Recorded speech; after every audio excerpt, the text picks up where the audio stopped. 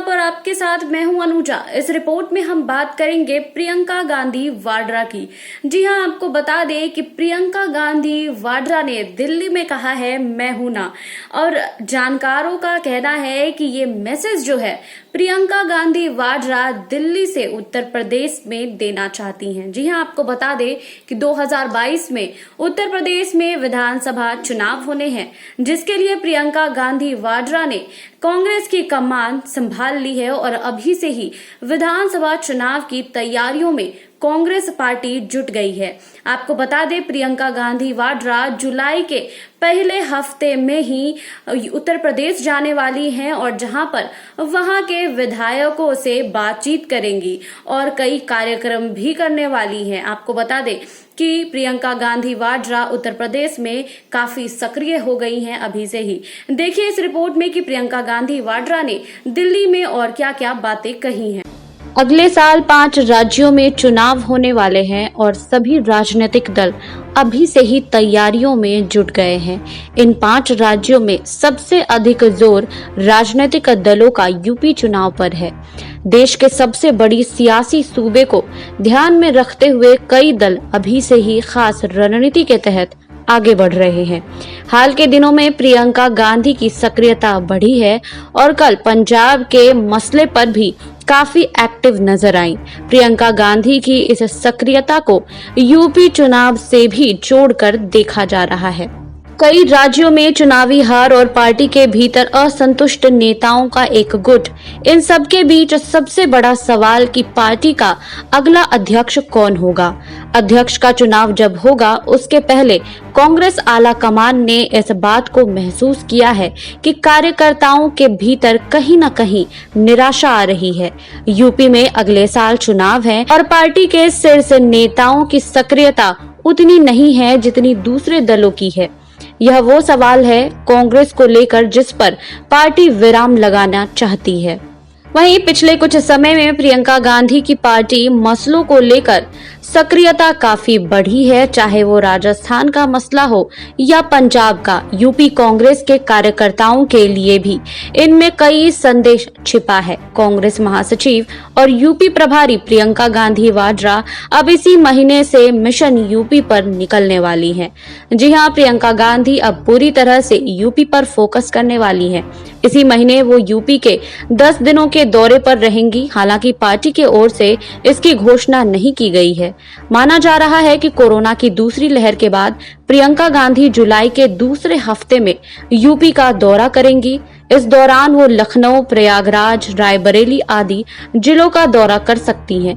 Party की राह UP में आसान नहीं है। ऐसे वक्त में प्रियंका गांधी दल के दूसरे कई नेताओं से मुलाकात कर फीडबैक लेंगी। वहीं दूसरे दलों के मुकाबले कि कांग्रेस का कोई नेता एक्टिव नजर नहीं आ रहा है, इस सवाल पर विराम लगाने की उनकी पूरी कोशिश रहेगी। एक बार फिर इस बात की चर्चा जोरों पर है कि वो अब लखनऊ में कैंप करेंगी। पार्टी के लिए जमीन पर उतरकर रणनीति तैयार करने और कार्यकर्ताओं का हौसला बढ़ाने का कार्य करेंगी। वहीं विधायकों और सांसदों की संख्या के आधार पर नजर दौड़ाया जाए तो इस बात का आसानी से पता चल जाएगा कि यूपी में कांग्रेस की हालत क्या है। यूपी में पार्टी का ग्राफ पिछले कुछ सालों में काफी गिरा है। पार्टी के पूर्व राष्ट्रीय अध्यक्ष राहुल गांधी अमेठी से लोकसभा चुनाव हार गए। सपा के साथ पिछला विधानसभा चुनाव मिलकर लड़ने का भी कोई फायदा नहीं हुआ। 2017 के विधानसभा चुनाव में कांग्रेस की ओर से 114 सीटों पर उम्मीदवार उतारे गए, लेकिन जीत सिर्फ 7 सीटों पर नसीब हुई। कई सीटों पर पार्टी उम्मीदवार जमानत तक नहीं बचा पाए। पिछले लोकसभा चुनाव में पार्टी अध्यक्ष सोनिया गांधी केवल यूपी के रायबरेली से चुनाव जीत पाई। प्रदेश में पार्टी संगठन में जो बदलाव हुए हैं वो प्रियंका गांधी के निर्देशानुसार ही हो रहे हैं। वहीं कांग्रेस की जमीनी हालात की जानकारी उन्हें नहीं है। ऐसा नहीं है कि ऐसे में इस बार का यूपी चुनाव प्रियंका गांधी के लिए भी काफी चुनौतीपूर्ण होगा। शायद इसको ही ध्यान में रखकर उन्होंने तैयारी भी शुरू कर दी है। वहीं आपको बता दें कि उत्तर प्रदेश विधानसभा चुनाव 2022 की तैयारियों में सभी राजनीतिक पार्टियां तेजी के साथ जुट गई है। कांग्रेस पार्टी भी इस बार यूपी विधानसभा चुनाव में कोई कसर नहीं छोड़ना चाहती है। यही वजह है कि इस बार पार्टी को ऑक्सीजन देने की जिम्मेदारी यूपी प्रभारी प्रियंका गांधी ने खुद अपने कंधों पर ली है। इसी के चलते प्रियंका गांधी जुलाई के पहले हफ्ते में उत्तर प्रदेश दौरे पर जा रही हैं। माना जा रहा है कि ये दौरा लंबा होगा। हालांकि पार्टी की तरफ से इसकी कोई आधिकारिक पुष्टि नहीं की गई है, लेकिन पार्टी के सूत्रों के मुताबिक दौरा लगभग तय है। कार्यक्रम की रूपरेखा तैयार की जा रही है। कांग्रेस के कार्यकर्ताओं के मुताबिक प्रियंका गांधी वाड्रा विधानसभा चुनाव 2022 में उत्तर प्रदेश से कांग्रेस से मुख्यमंत्री का चेहरा होंगी। इसकी घोषणा संभवतः सितंबर-अक्टूबर में हो सकती है। उससे पहले प्रियंका यूपी की नेता, हिंदू नेता और आम नेता की छवि बनाना चाहती हैं। संगम में खुद नाव की पतवार संभालना और बीते दिनों रामपुर के रास्ते में खुद गाड़ी का शीशा पोंछने के पीछे वीआईपी छवि मिटाने की भी कोशिश है। प्रियंका गांधी वाड्रा ने उत्तर प्रदेश में कांग्रेस को संभालने का काम तो पार्टी में राष्ट्रीय महासचिव का पद पाने के बाद 2019 से ही शुरू कर दिया था। उस समय पार्टी ने लोकसभा में अपनी परंपरागत सीट अमेठी भले ही गंवा दी, लेकिन अब प्रदेश में कांग्रेस चर्चा का विषय है। प्रियंका अब 2022 के विधानसभा चुनाव की तैयारी में जुट गई हैं।